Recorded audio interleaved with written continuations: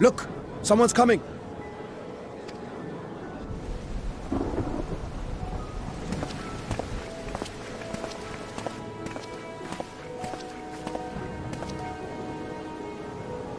People of Razathan, it warms my heart to see so many brave, resilient souls before me.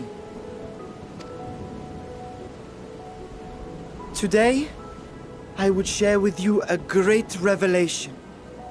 But before I do, I must make a humble request. Do not be alarmed, nor avert your eyes. See the one I unveil for who he is, and know that he means you no harm.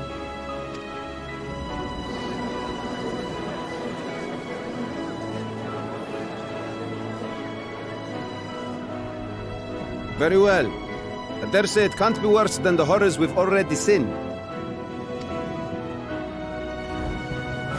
Many thanks.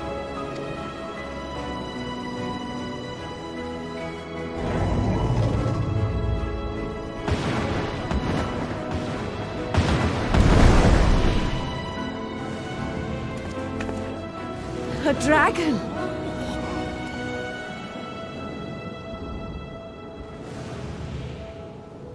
Wow!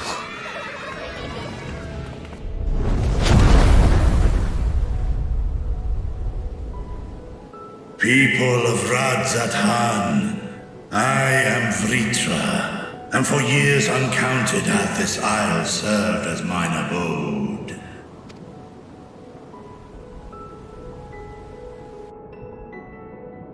'Tis as the Satrap's ally I am known. Today, I would reveal the truth unto you.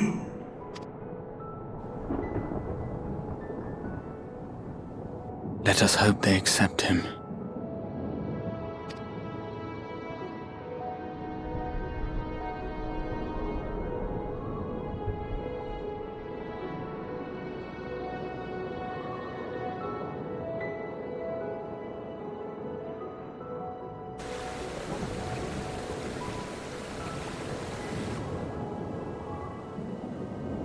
If I am hearing this right, you were the satrap all along? Vashan! I mean, Master Vitra, does your divine eye really see all? Nay, child. While mine eye hath borne witness to the whole of our nation's history, to its future I am blind as thee. Countrymen, calamity the likes of which we have never known is come to Ffxiv, our home.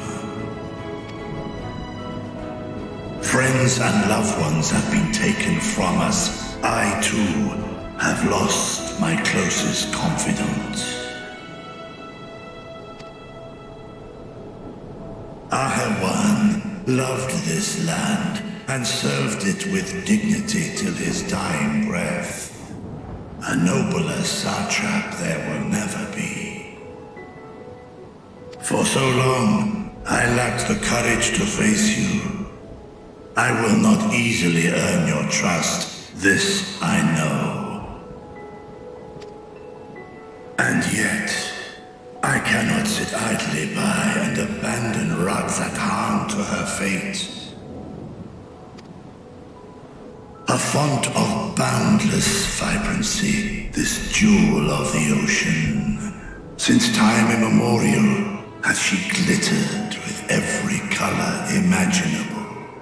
To this dragon, slumbering in his dark lair, 'twas a mesmerizing sight, and one that brought no end of joy to my heart. This calamity hath stolen too much from you already, yet so long as you live, the light of Radzathan will never be extinguished. I pray you let me watch over it, over you, and lend me your strength, that we might face this trial and those to come as one. I do not know you, dragon, but I thank you for speaking the truth to us. As divinities, both Manusha and Riga once joined together, so too do I believe that hand in hand, we can overcome this ordeal and welcome an era of peace.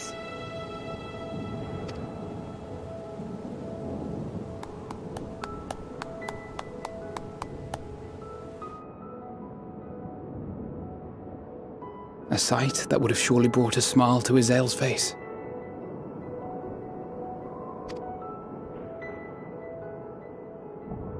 Indeed.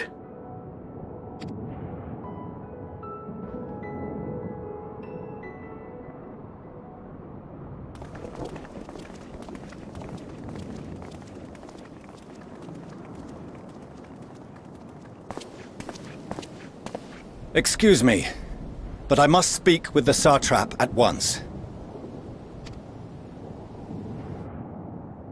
Father!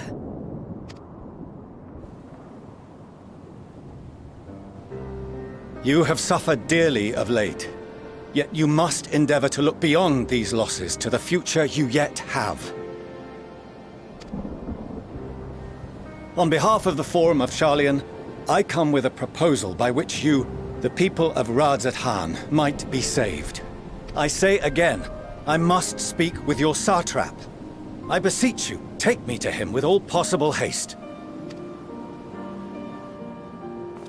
I am satrap here. Speak thy proposal. All present shall hear and judge.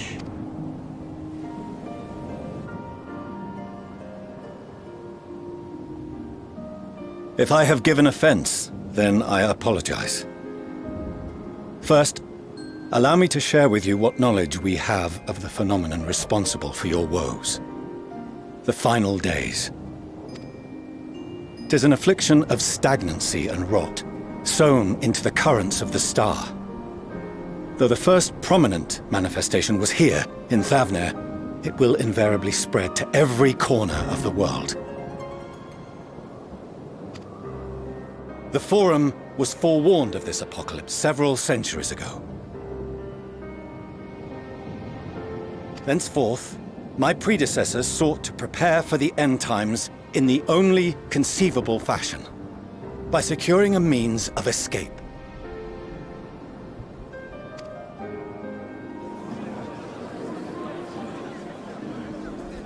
Escape the star? What madness is this? 'Tis by no means madness. With the coming of the 7th umbral calamity, the true nature of the Red Moon, Dalamod, was revealed. That it was an artificial construct of ancient Alag.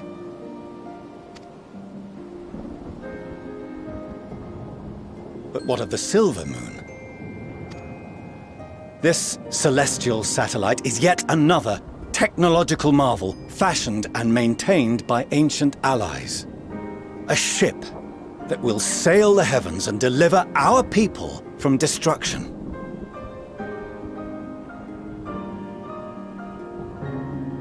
And by our people, I speak not only of Sharlayan. We mean to save every man, woman, and child it is within our power to save.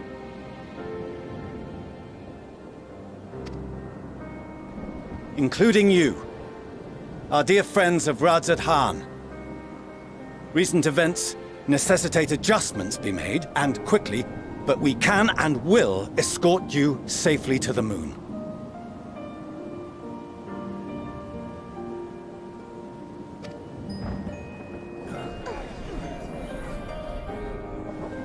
Long has thy forum been allies to Thavner. I trust thou dost not extend this offer lightly. Yet I wonder, is this truly the way? Is there a future to be built for us beyond this star our father deemed the last bastion of hope? It is for that very reason I come before you and your people. To answer any and all of your questions. To offer my assurances and allay your fears. Though, if you wish the best for your people, I advise you to render your decision swiftly.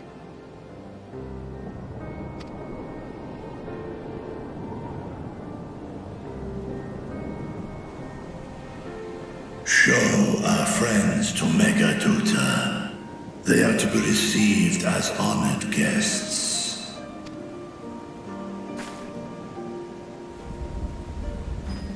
Worry not. Whatever decision is reached, your paths shall be yours to decide. Until then, heed the warning of these brave heroes. Guard your hearts against fear and despair, for it is within such fertile soil that the seeds of blasphemy find purchase. Remain calm and attend to your daily tasks. I shall return anon.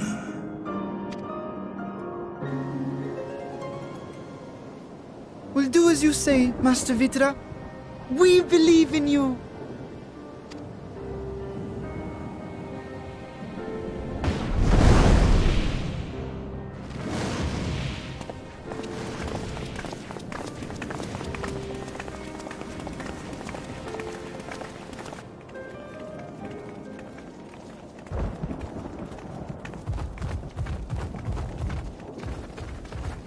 Oh, you're still here. What a relief. Nidana, what's the matter? Has something happened at Palaka's stand? Oh, no, not that I know of. I just hope to hear your thoughts on a theory of mine. All who undergo the transformation are drained of their ether, yes? What is it then that gives these beasts the strength to carry on as they do? Logically, they must be drawing upon an alternate form of vital energy. That put me in mind of our earlier conversation, when I tried to explain the essence which many confuse with ether. Akasha. Yes, I remember. The unseen gift bestowed from on high. An energy influenced solely by emotion. Yes, yes. In this instance, negative ones set Akasha into motion, thereby infusing the beasts with vitality. I posit this as the mechanism by which the beasts are born and sustained.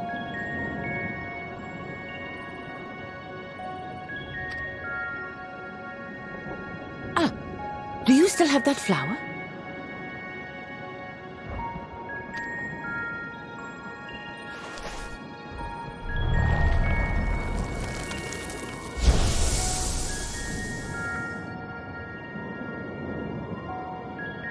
If we accept that it once shone bright by drawing upon Akasha, influenced by the thoughts of those nearby,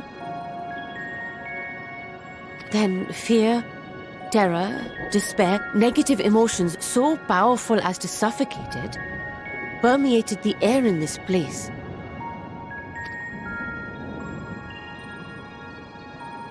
You must be very careful. The forces which drive the final days may be beyond our ability to perceive.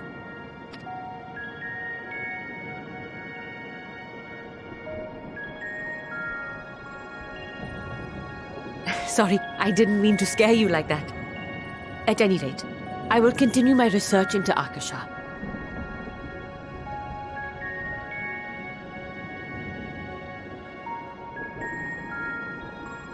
Do temper your expectations, however.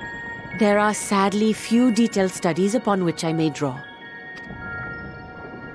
Formulating a new theory as you have is itself no small feat. I wish you well in your endeavors, and pray you take care. Thank you. You stay safe as well, yes? Till next we meet. And we will meet again.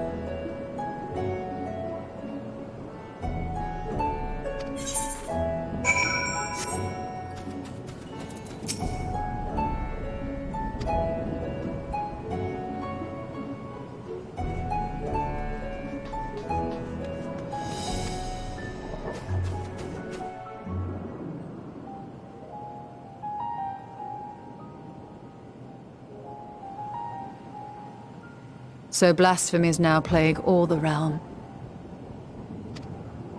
It will only get worse if what Father said is true, as it did in Amarot. If that's our model, then shouldn't we expect the effects to grow more severe as it feeds off its own spread? As if people transforming into those monstrosities wasn't bad enough. If the flora and fauna, if the land itself turned against us. No one would survive.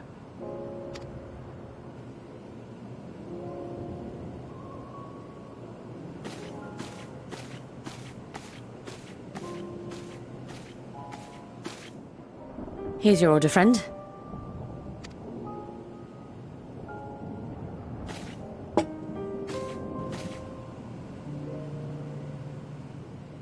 May you find comfort in these dark times.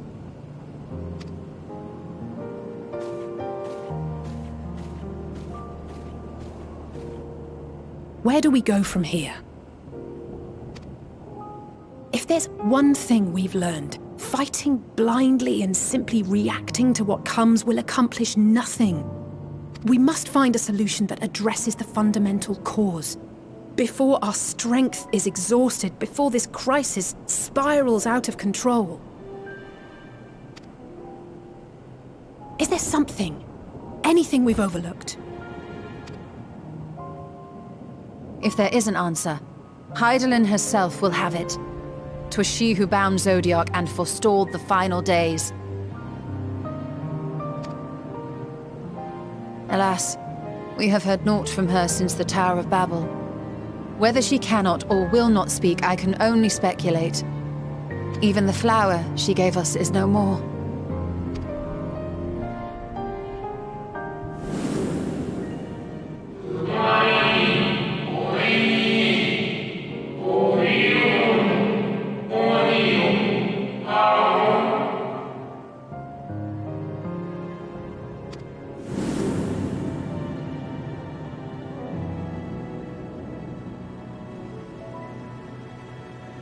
So advised the Watcher. But what could be the significance of that name? It is entirely unfamiliar to me. To me as well. It meant something to the ancients, though. In our time. Most surely. Yet I do not recall a single mention of it in the records of Anida. Another dead end. And quite literally. It's not as if there are any ancients living we could go and ask. Not alive as such, but not quite dead.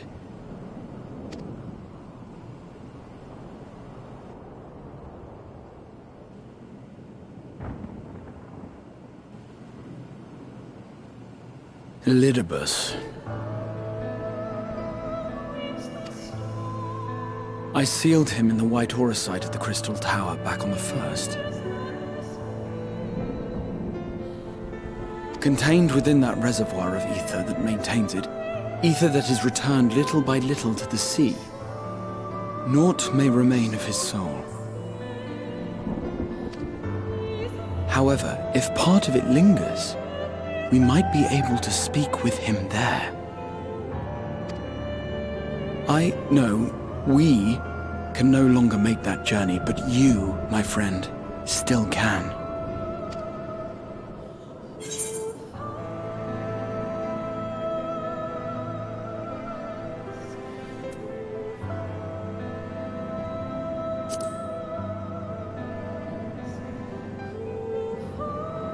Thank you, my friend. That would mean much to me.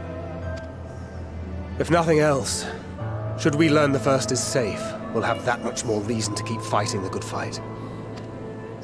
That said, the odds are not in our favor, to say the least. Which is why we're fortunate to have Urianger up there on the moon, working hard to make all the necessary preparations for our departure, should it come to it. And why we have nothing to lose by staying the course till the last instant. Indeed. To the last, let us all do what we can.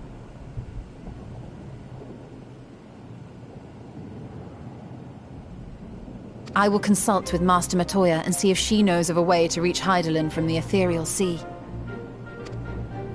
And I will visit the nation's leaders and attempt to ascertain how far the final days have progressed elsewhere. Keep me abreast of your findings. I can seek out and slay the worst of the immediate threats, if only to slow the spread. Unease, terror, despair. Try as we might to suppress them, these emotions will return to harry us time and time again. But when they do, remember this. Your friends and loved ones are out there somewhere, sharing in your struggle. You are not alone.